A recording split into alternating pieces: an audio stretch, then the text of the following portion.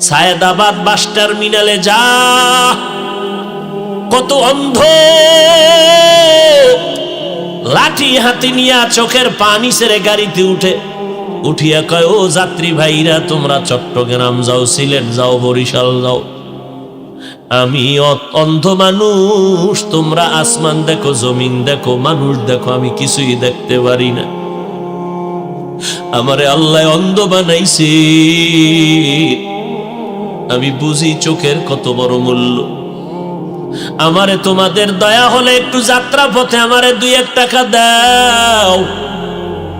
তোমরা যদি আমারে 2-1 টাকা দাও, আমি এই টাকা নিয়ে সন্ধ্যাবেলা কিছু ডাল চাল নিয়ে ঘরে যাব।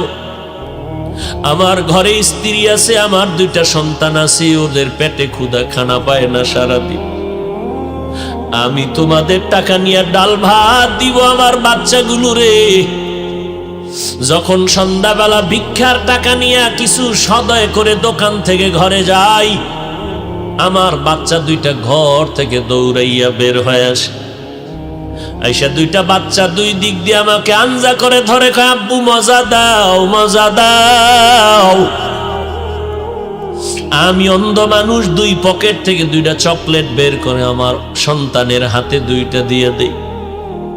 সন্তান 2টা 2 যুগ দিয়া গলা জড়ায় কয়, চুমা খায় আর কয়, আব্বু তুমি কত ভালো, তুমি কত সুন্দর। আমি বাচ্চা 2টোরে কোলে জড়ায় কান্না করি আর বলি, ও মালিক, আমার সন্তানগুলো আমারে দেখে আর বলে আমি নাকি অনেক সুন্দর, কিন্তু আজও পর্যন্ত আমি দেখতে পারলাম না আমার কলিজার সন্তানগুলো কত সুন্দর। তুমি আমারে অন্ধ বানাইছো। এ যুবকেরা, দুনিয়াতে ভালো হইয়া আসছে, কিন্তু অনেক মানুষ অসুস্থ হইয়া অন্ধ হয়ে গেছে। তোর অন্তরে কি ভয় লাগে না?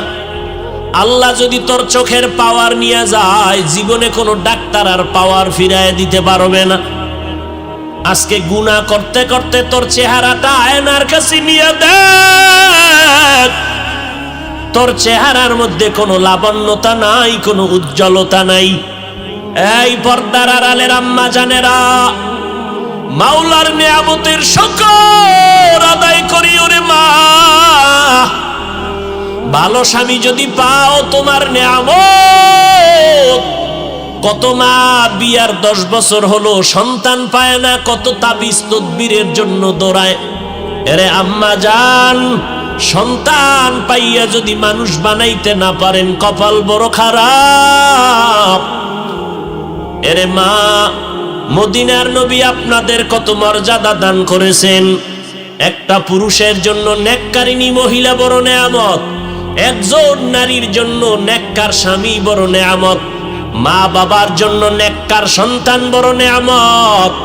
দুনিয়াতেও বাদশা, পরকালেও বাদশা। এরে আম্মা জান, আপনারা নবীদের মা, সাহাবায়ে কেরামের মা, আউলিয়ায়ে কেরামের মা, আপনারা খাজা মুঈনুদ্দিনের মা, দুনিয়ার বড় বড় বড় বড় আদর্শ সন্তানের মা। আপনাদের এত দাম।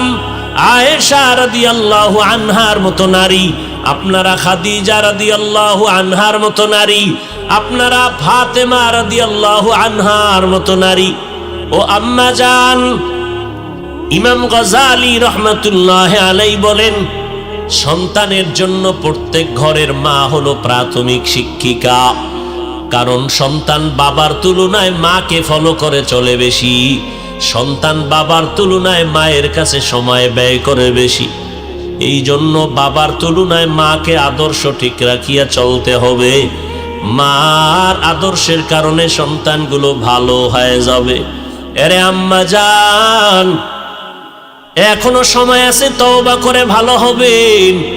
আপনার সন্তানকে আমি বলি না হাফেজে কোরআন বানাবেন, আপনার সন্তানকে বড় আলেম বানাইবেন, এত চাপ দিয়া আমি বলি না।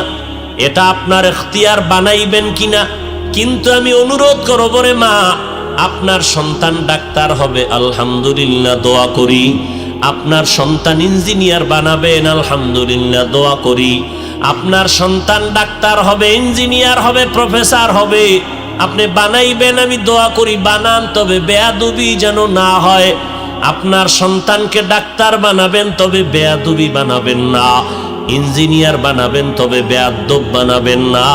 আপনার সন্তান ডাক্তারি করবে, সন্তানের ব্যবহারে যেন মানুষ কষ্ট না পায়, সন্তানের কথায় যেন আলেম ওলামার কলিজায় ব্যথা না যায়, সন্তানের ব্যবহারে যেন মা বাবার অন্তরে কষ্ট না যায়। আদর্শ সন্তান বানায় যান। মরিয়া গেল সন্তান কোরআন শিখবে, কোরআন পড়বে, দোয়া করবে। অতএব ডাক্তার পড়তে গেলে কোরআন পড়া যাবে না, এটা হতেই পারে না। ইঞ্জিনিয়ারিং পড়াইতে গেলে যে কোরআন শিখতে পারবে না, এটা হতেই পারে না। 1 ঘন্টা ফজরের নামাজের পরে অথবা ঘুমের আগে এশার নামাজের পর ইমাম সাহেবের কাছে সন্তানের পাঠাইয়া কোরআনটা শিখায় নেন। এটা কত সহজ।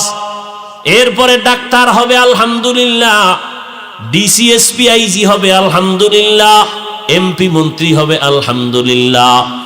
আপনি মরিয়াও যদি যান, সন্তান ডিসির চেয়ারে বসিয়াও কোরআন পড়ে মায়ের জন্য দোয়া করবে। এজন্য আল্লাহর নবী বলেন, আদ-দুনিয়া কুল্লুহা মাতা ওয়া খায়রু মাতা'id দুনিয়া লিমরাতুস সালিহা। দুনিয়ায় যা কিছু আছে সব হলো সম্পদ, আর এই সম্পদের মধ্যে দামি সম্পদ হলো নেককারিনী নারী। এই আম্মা জান, ও এলাকার মুসলমান, যারা 5 বেলার নামাজ পড়নেওয়ালা একটা স্ত্রী ঘরে পাইছেন, সেজদায় পড়ে দোয়া করেন, শুকর আদায় করেন, আপনার মতো ভাগ্যবান পুরুষ এই জমিনের মধ্যে নাই। এরে আল্লাহর বান্দারা, কিন্তু কপাল খারাপ। মাওলায় অনেক সময় অনেকের নেয়ামত দেয় পরীক্ষার জন্য, বান্দা পরীক্ষায় নেয়ামত ধরে রাখতে পারে না, বরং পাইয়া আরো গাদ্দারি করে। গরিবী হালাতে খুবই মাওলারে ডাকছে, মাওলায় যখন টাকা দিছে মাওলারে ভুলে গেছে। আছে না নাই? আরে আল্লাহর বান্দা, যখন তোমারে কেউ চিনত না, তুমি অত্যন্ত দুর্বল। এখন তোমারে আল্লাহ পাক চেয়ারম্যান বানাইছে, মেম্বার বানাইছে, ভালো আলেম বানাইছে, মাদ্রাসার বড় ওস্তাদ বানাইছে, কিন্তু এখন তোমার ব্যবহার শুনলে মানুষ কষ্ট পায়। তোমার জবানে এখন মিষ্টি নাই, শুধু আঘাত আর আঘাত। আল্লাহর বান্দাকে আমার আল্লাহ একটা নেককারিনী মহিলা দান করছেন স্ত্রী রূপে, কিন্তু লোকটা বড় গাদ্দার, ভালো স্ত্রী পাইয়া নিয়ামত ধরে রাখতে পারে নাই। ওই আল্লাহর বান্দি ভালো বাবার সন্তান, ঘরে আসছে 5 বেলার নামাজ, 1 বেলার নামাজও বন্ধ নাই। স্বামী নামাজ পড়ে না, কিন্তু স্ত্রী নামাজ পড়ে। ঘরের মধ্যে সবসময় ওযুর সাথে থাকে। আল্লাহর বান্দি ঘরের মধ্যে যতবার খানা পাকায়, বিনা ওযুতে পাকায় না। ঘরে থাকে, ঘুমের টাইম ছাড়া মাথার ওড়না পরে না। আল্লাহরে পাওয়া এত সহজ? বড় কঠিন রে বাবা। কয়জন আল্লাহর আশেক দাঁড়ায় বলবেন, আমার ঘরের স্ত্রী ওযু ছাড়া রান্না করে না, আমার ঘরের মহিলা মাথার কাপড় কখনো ফালায় না। এত সোজা না রে বাবা। নামাজে দাঁড়াই, এবাদাতে মজা লাগে না কেন? কয় বেনামাজির পাক খাইছি। মজা পাই না কেন? বেপরদাওয়ালা নারীর পাক খাইছি, ভাল লাগে না। ইমানের পয়েন্ট কমতেছে, ইমানের রুহানিয়ত কমতেছে। ও আল্লাহর বান্দা, নবীজি বলেন, যেই মহিলা ঘরের মধ্যে মাথায় কাপড় রাখে না, ওই ঘরে রিজিকের বরকত থাকে না। তার মানে নামাজ বাদ দিয়ে কাপড় পেছাও। ওই আল্লাহর বান্দি সময় মতো নামাজ পড়ে। আপনার সন্তান আপনার জানাজার ইমামতি করবে, আপনার সন্তানের পেছনে মানুষ দৌড়াইবে, দোয়ার জন্য লাইনে দাঁড়াবে। এরে আম্মা জান, কয়দিন আর স্বামীর টাকা নিয়ে মার্কেটে বাহাদুরের মতো ঘুরবেন, বেগানার মতো ঘুরবেন? সাদা কাফনের যেদিন প্যাকেট হয়ে যাবেন, ওই দিন টের পাইবেন সন্তান কই গেল, টাকা পয়সা কই গেল। আল্লাহর বান্দি রোজা রাখিয়াও স্বামীর আদেশ, স্বামীরে রান্না করে খাওয়াইতে হবে। আল্লাহর বান্দি স্বামীরে রোজা রাইখা রান্না করে খাওয়ায়, কিন্তু বেয়াদবি করে না, মালিকের কাছে নামাজ পড়ে পড়ে দোয়া করে, আল্লাহ তুমি এমন একজন স্বামী দিছো আমারে, এক বেলার নামাজও পড়ে না, রোজাও রাখে না, কিন্তু স্বামীর পায়ের নিচে আল্লাহ পাক সেজদার হুকুম দিছে, যদি হালাল হইতো তো দেওয়া লাগবে। স্বামীর জন্য তুমি এত মর্যাদা দিনারে মালিক, আমি বেয়াদবি করি না, তুমি হেদায়েতের নূর স্বামীর সিনায় দাও। ও আল্লাহ, আমার স্বামীকে হেদায়েত দাও, আমার স্বামী যেন তোমার গোলাম হইয়া যায়। ঘরের থেকে বাইরে যায়, স্ত্রী দোয়া করে, ও আল্লাহ আমার স্বামীরে হেফাজত করো, আমার স্বামীর চাকরি ব্যবসায় তুমি বরকত দিয়া দাও।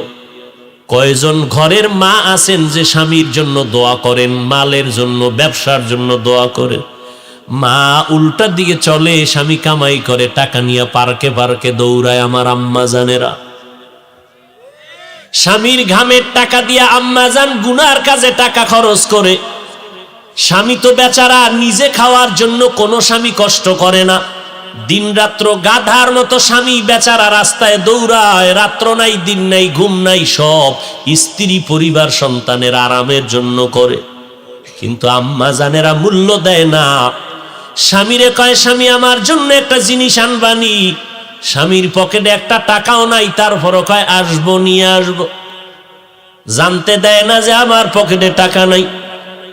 বাজারে যাইয়া ঘুরে, আমার বন্ধু কই, আমি কিছু টাকা ধার নেওয়া লাগবে, কারণ আমার স্ত্রীর ওয়াদা দিয়েছি, স্ত্রীর মন রক্ষা করা লাগবে। ও আম্মা জান, তুমি জানো না স্বামী তোমার জন্য কি পরিমাণ ত্যাগ স্বীকার করলো, এত কষ্ট করে। আল্লাহর বান্দা বন্ধুর কাছে টেলিফোন করলো, 1000 টাকা দাও, টাকা নাই। এভাবে কয়েকজনের কাছে ঘুরে ঘুরে অল্প টাকা নিয়ে স্ত্রীর জিনিসটা নিয়ে আসছে, নিয়ে স্ত্রীর হাতে দিছে। স্ত্রী খুশি, স্বামী বেচারা টেনশন, আমি ধার করা টাকা কেমনে দিব। ওয়াদা দেওয়া আছে 5 দিন পরে দেওয়া লাগবে। ঠিক ওয়াদার দিন পাওনা দাঁড়ায়, কয় বন্ধু টাকা দে, কয় ভাই একটা দিন সময় দাও। গালাগালি শুরু করছে। স্ত্রী শুনে কয় কি ব্যাপার, লোকটা গালি দেয় কেন? কয় টাকা ধার আনছি। কেন? কয় আমার একটা কাজে আনছিলাম। তো কয় না, তোমার মন রক্ষা করার জন্য আনছিলাম।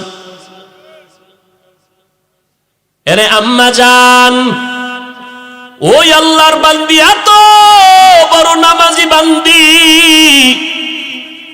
স্বামীর জন্য দোয়া করে, আল্লাহ ব্যবসায় বরকত দাও, কিন্তু অকৃতজ্ঞ বেঈমান একটা নেককারিনী স্ত্রী পাইয়া শুকর আদায় করলো না। কপাল বড় খারাপ। মাওলায় দিছিলেন দয়া কইরা একটা ভালো মহিলা, কিন্তু ধৈরা রাখতে পারে নাই নিমক হারামে। নবীজি বলেন, দুনিয়ার সব লোভ হলো ধ্বংসের কারণ। নমরুদ ধ্বংস হওয়ার পেছনে দুনিয়ার লোভ, ক্ষমতার লোভ। ফেরাউন ধ্বংস হওয়ার পেছনে ক্ষমতার লোভ। কারুন ধ্বংস হওয়ার পেছনে সম্পদের লোভ। এরকম ক্ষমতার লোভে পড়ে কত মানুষ ধ্বংসের পথে চলে যায়। টাকার লোভে পড়ে মানুষ ধ্বংস হয়ে যায়। যৌবনের লোভে পড়ে নামাজ নাই, রোজা নাই, তেলাওয়াত নাই। আল্লাহর নবী বলেন, সাবধান, দুনিয়ার সবাইকে বেজার করা যাবে, আমার আল্লাহকে অসন্তুষ্ট করা যাবে না। আল্লাহর হুকুমকে অমান্য করে যারা, এরা সব দুনিয়াদার, স্বার্থপর, লোভী। আর অন্যের হুকুম মানে নেতার হুকুম, মা বাবার হুকুম। বলে এক কথায় জবাব, দুনিয়ার সবার হুকুম মানা যাবে না আল্লাহকে বেজার করে। হায়াতের মালিককে, রিজিকের মালিককে, ইজ্জতের মালিককে। মানুষ তো এই 3টা জিনিস খুঁজে, এই 3টা চায়। সব দুনিয়াদারেরা এই 3টা চায়। সম্মান চায়, হায়াত চায়, বেশি দিন বাঁচতে চায়, আর ভালো খানা দানা চায়। এই 3টা কার হাতে? জোরে বলো। ইয়া আইয়ুহান নাস আনতুমুল ফুকারাউ ইলাল্লাহ ওয়াল্লাহু হুয়াল গানিয়ুল হামিদ।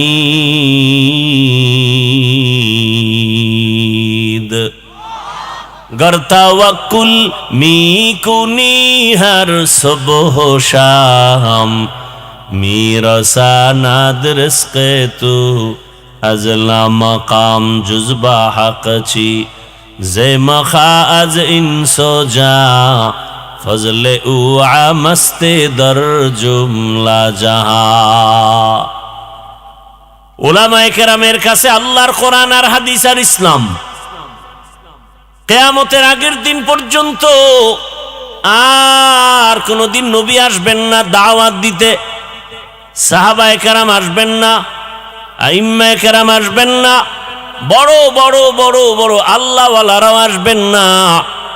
কিয়ামত পর্যন্ত এই জাতিকে শান্তির ঠিকানা দেখাবেন, জান্নাতের নিরঙ্কুশ পথ যারা দেখাবেন তারা একমাত্র উলামায়ে আহলে হক।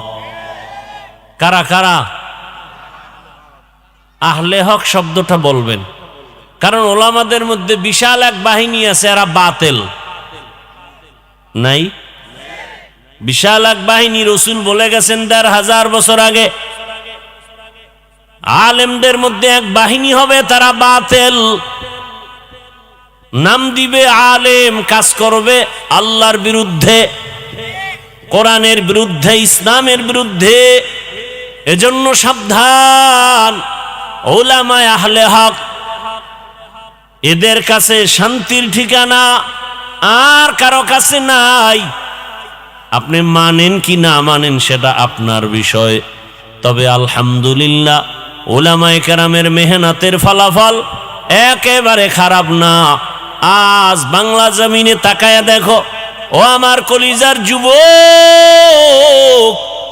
তোমার লাইনের বহু যুবক জেনারেল পড়ুয়া, স্কুল কলেজে পড়িয়াও উলামায়ে কেরামের সোয়াবে নামাজি হয়ে গেছে।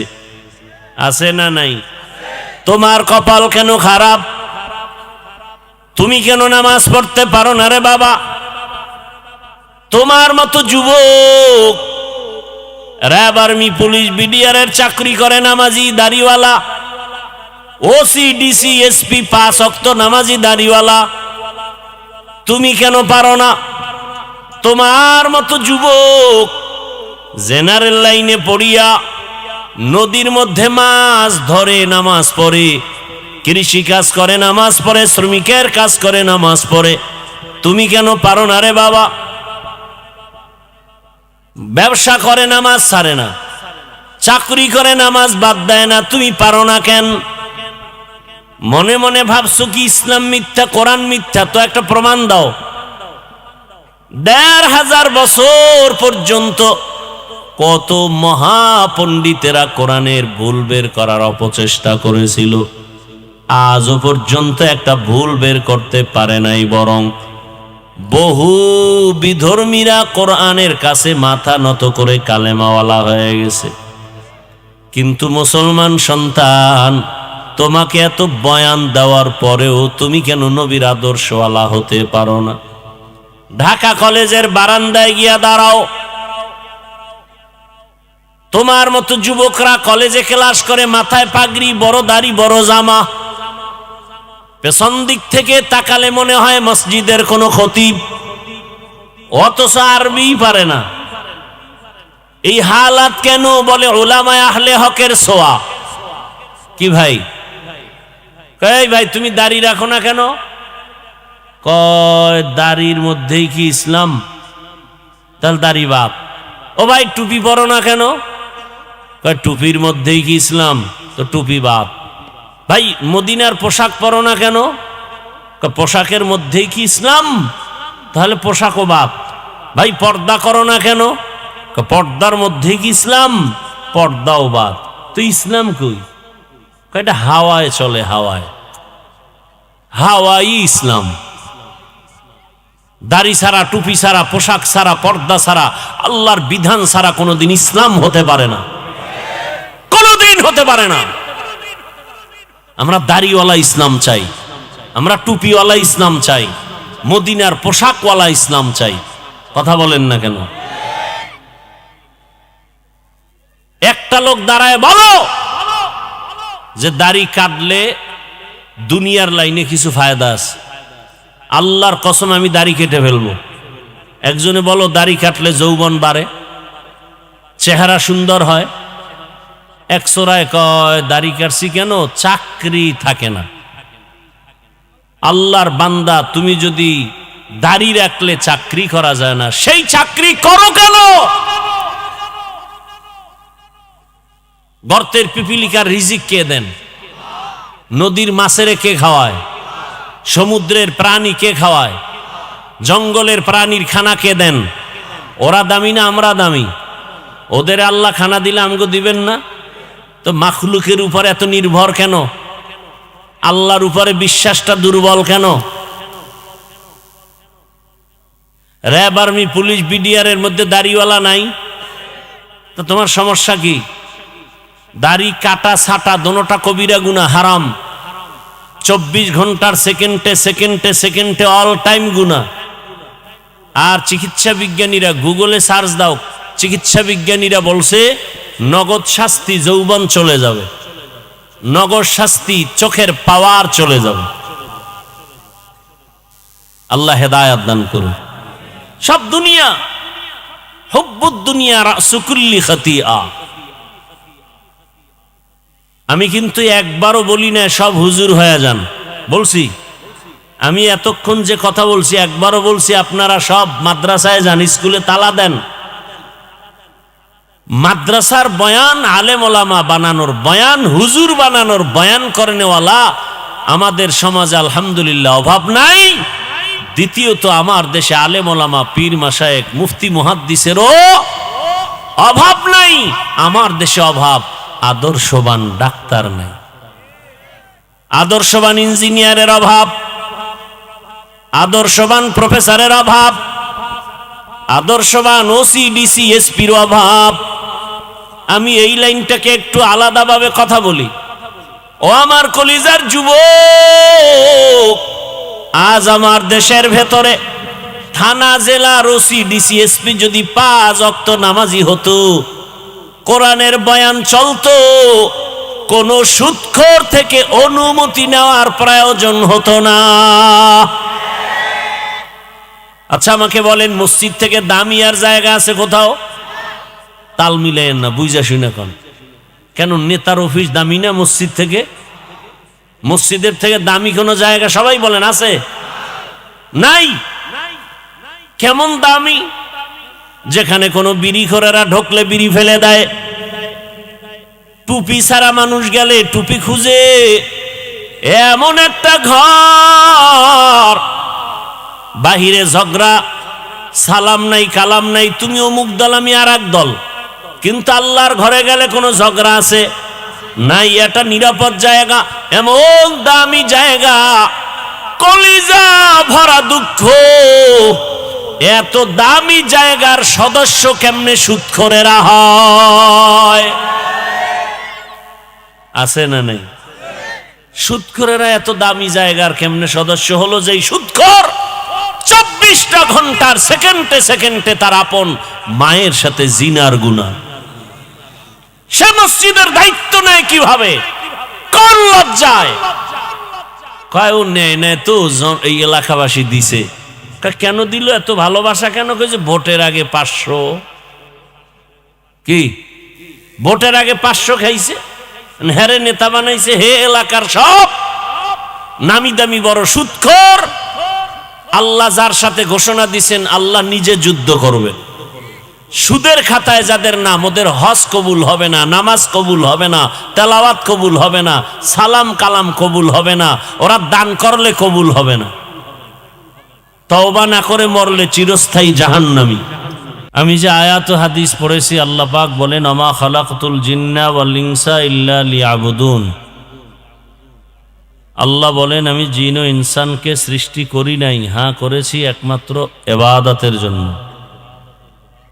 নবীজি বলেন লা তাআতা লি মাখলুকিন ফি মাসিয়াতিল খালিক।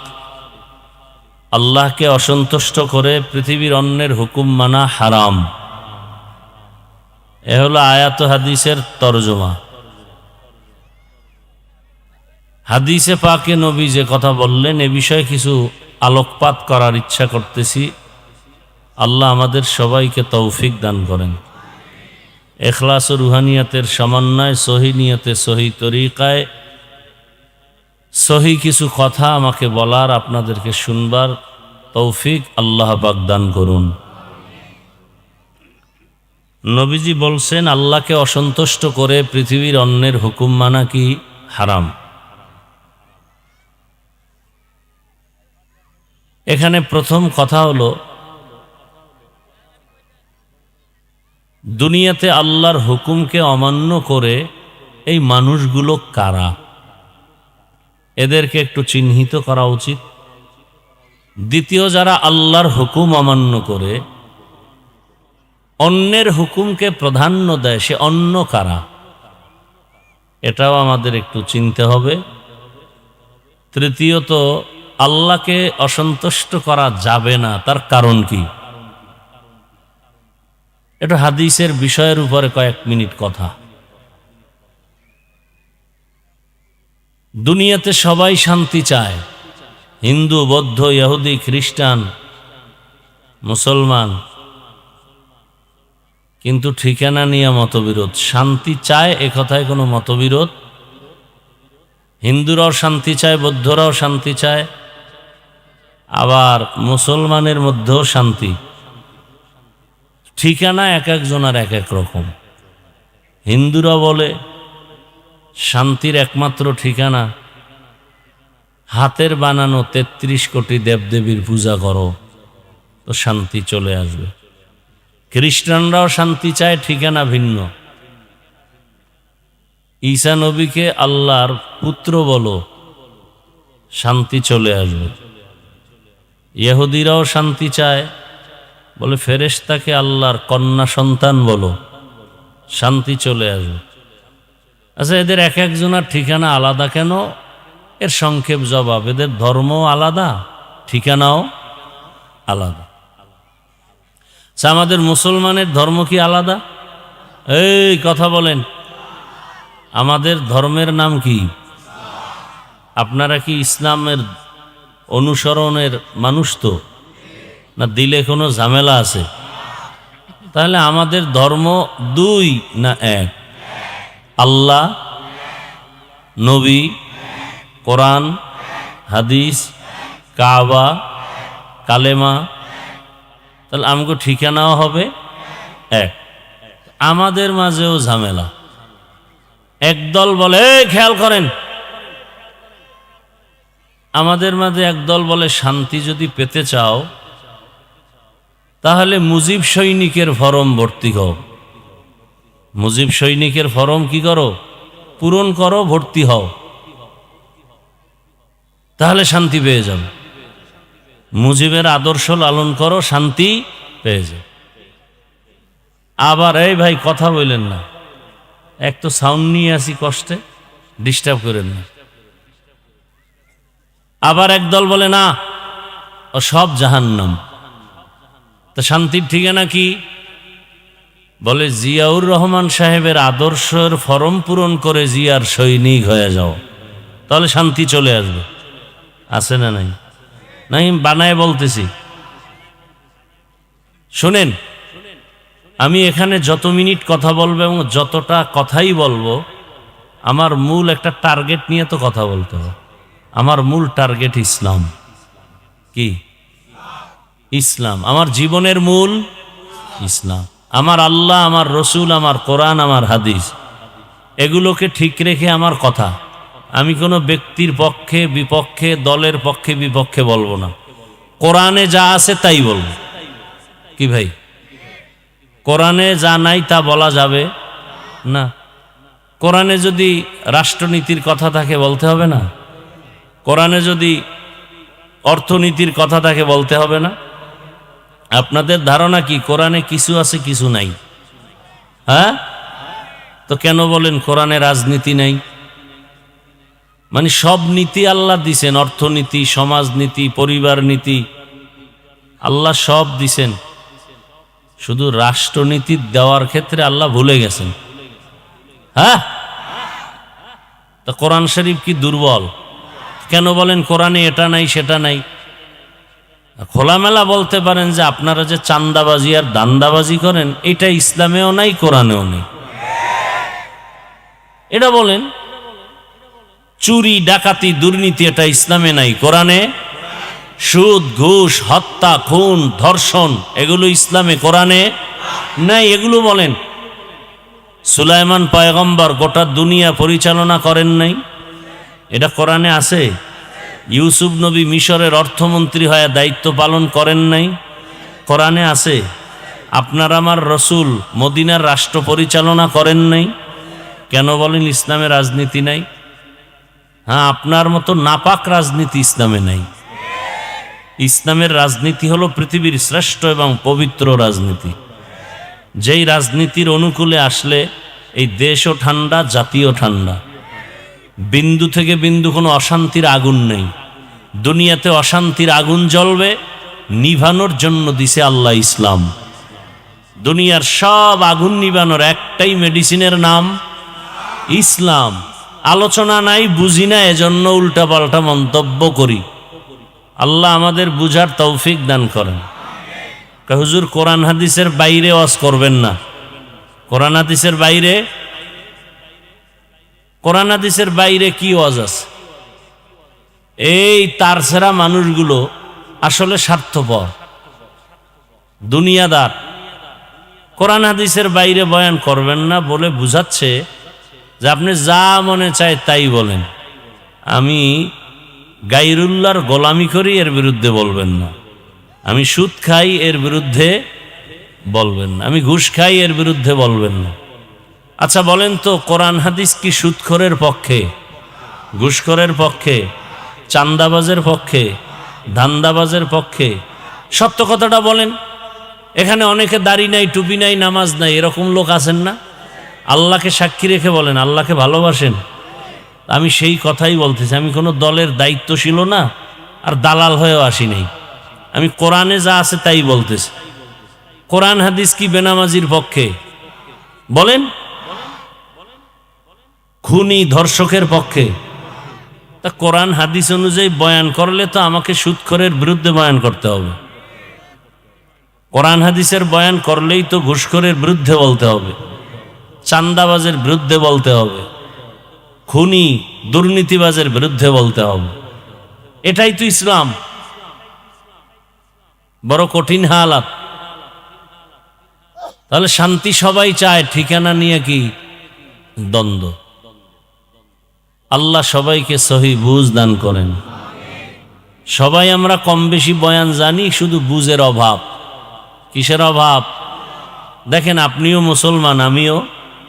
আপনাদের আল্লাহ আমার আল্লাহ, আপনার আমার কোরআন, কাবা এক, ধর্ম এক, কালেমা এক, সব এক।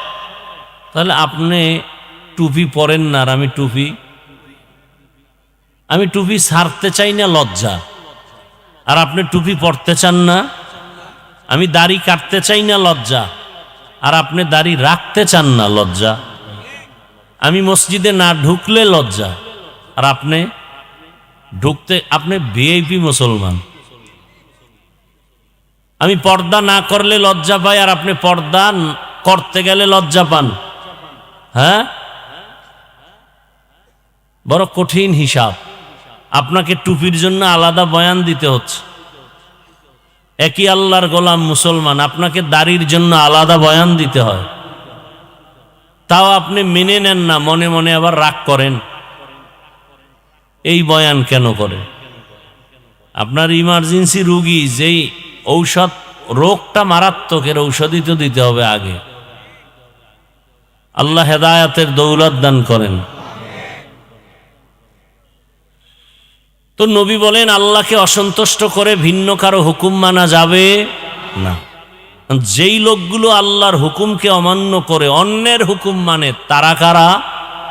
এক কথায় জবাব, তারা দুনিয়া লোভী, স্বার্থপর। তারা দুনিয়া লোভী, স্বার্থপর। রসূল এক হাদিসে বলেন, قال النبي صلى الله عليه وآله وسلم حب الدنيا رأس كل خطيئة দুনিয়ার লোভ আর ভালোবাসা সব ধ্বংসের কারণ। দুনিয়ার লোভ ধ্বংসের কারণ।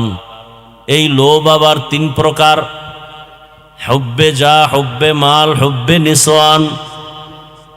সম্মানের চেয়ারের লোভ, টাকা পয়সা সম্পদের লোভ, যৌবনের লোভ। কয়টা হইল? খুব খেয়াল করিয়েন। সারা দুনিয়ার মানুষ এই তিন লোভে আটকাইলেই আল্লাহকে ভুলে যায়, মানবতা হারিয়ে ফেলে। কয় লোভ? কোরআনে আছে এক বেঈমান ফেরাউনের নাম নমরুদ। নিজেরে খোদা দাবি করলো ফেরাউন, আনা রব্বুকুমুল আলা। একমাত্র ক্ষমতার লোভে পড়ে। কিসের লোভে? প্রবাদ আছে, লোভে পাপ পাবে না। ফেরাউনের সব ধ্বংস হলো পরিণামে। নমরুদ ক্ষমতার লোভে পড়ে আল্লাহকে মেরে ফেলার জন্য রেডি হয়ে গেল। সেই নমরুদকে আল্লাহ যে সাইজ করলেন, কত লাখ ফেরেশতা লাগছে, লাগছিল? একটা অসুস্থ মশা যথেষ্ট।